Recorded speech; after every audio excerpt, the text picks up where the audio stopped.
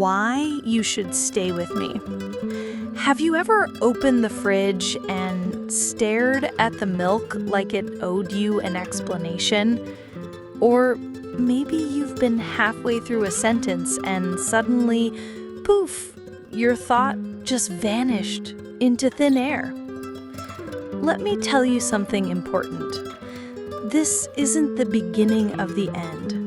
In fact, if you're in your 60s, 70s, or even 80s, these tiny mental hiccups don't mean your memory is failing. They mean your brain is asking you to use it differently, smarter, more intentionally. In this video, I'll show you 5 science-backed memory techniques that are gentle, effective, and honestly, a little magical. These aren't do Sudoku every day tips. No, they come from real neuroscience research from Harvard, Stanford, Johns Hopkins, and they've changed lives, including people who once thought their memory was long gone. So, if you've ever quietly worried, am I still sharp? Am I losing something? This video is for you. And I promise it's more hopeful than you think. 1. The name game and the hippocampus hack. Let's start with one of the most frustrating things. Names. Why can we remember a song lyric from 1963 but forget the name of the neighbor we met yesterday? Here's what's happening.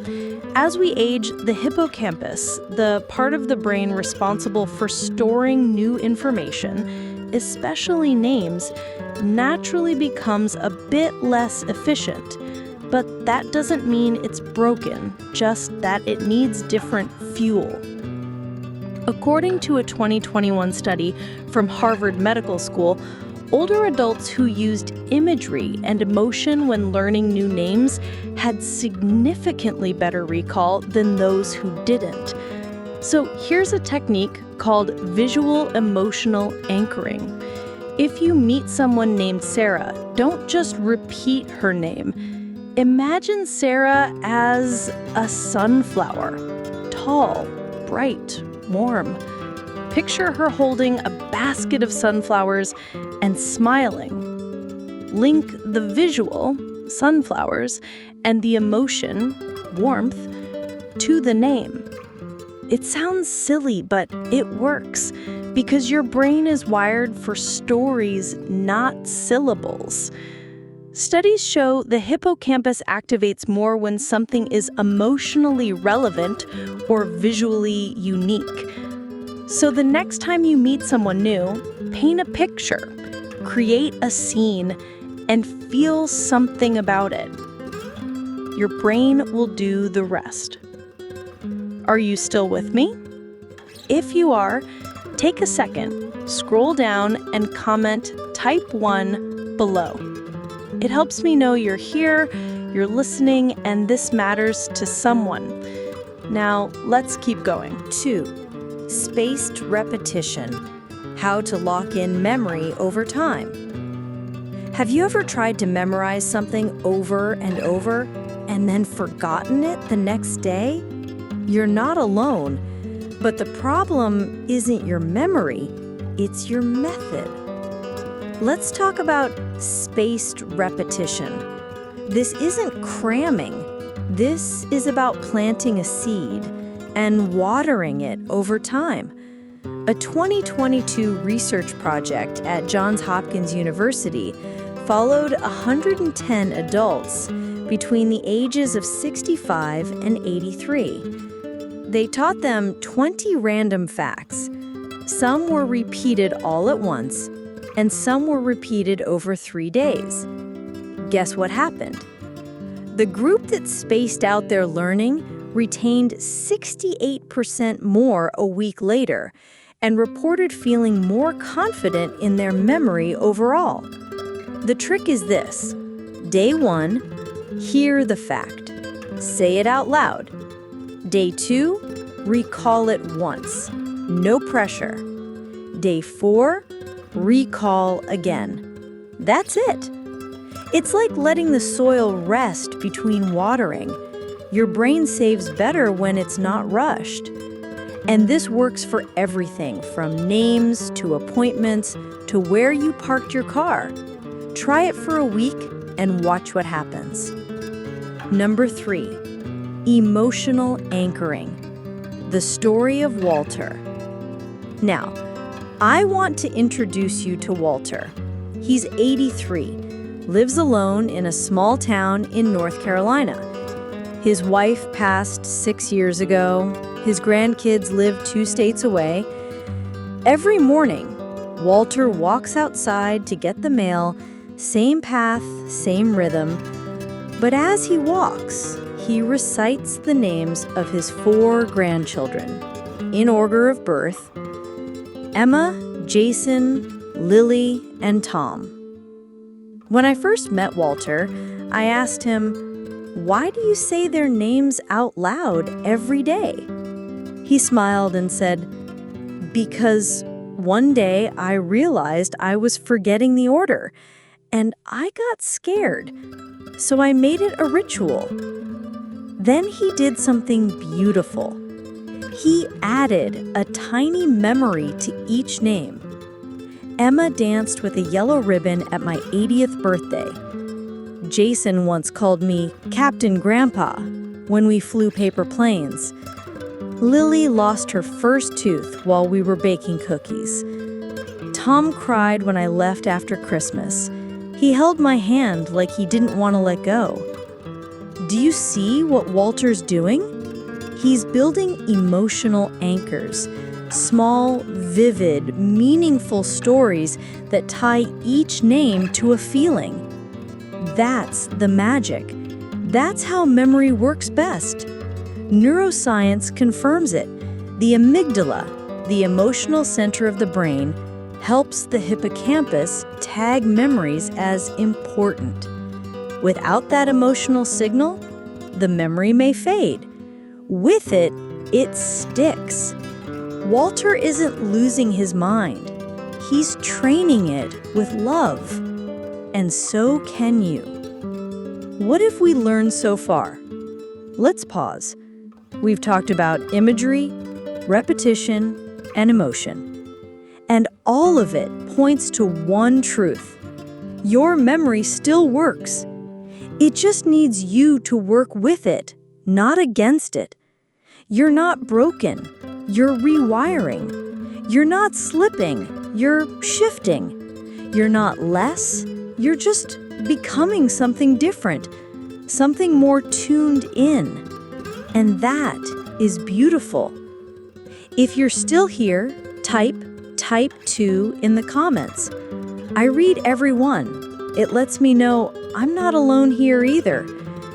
And hey, if this is helping, subscribe. This is what I do.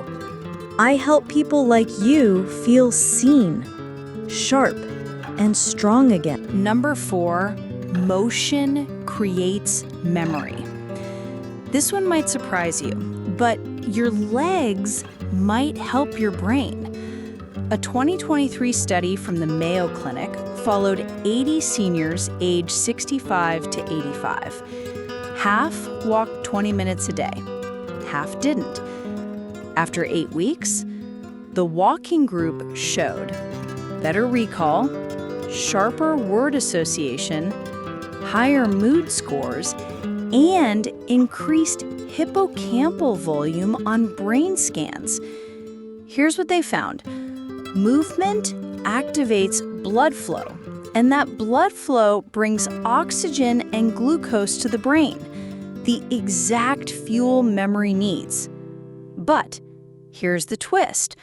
Walking outside in green spaces had a stronger effect than walking on a treadmill indoors. Nature plus movement equals memory magic. So what does this mean for you?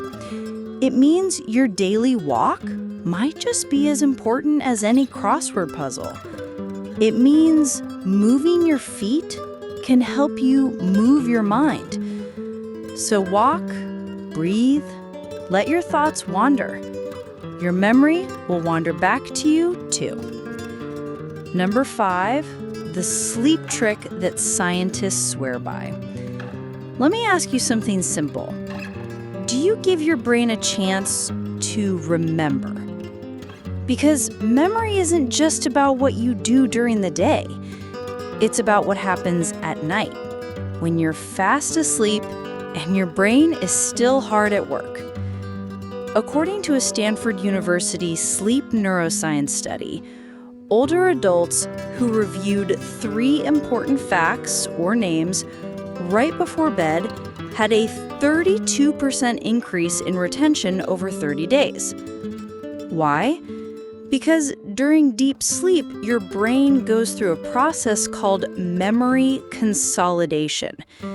It takes everything from the day, every thought, name, image, and idea, and decides, what should I keep? What should I let go? And here's the good news. You can influence that decision.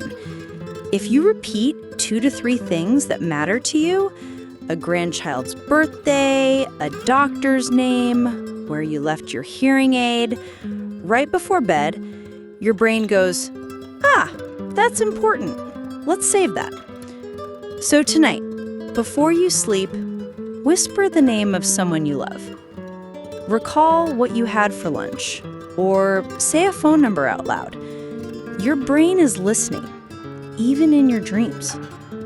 You're not too old to improve memory, but you do have to help it remember what matters. Real life story. Eleanor's turning point.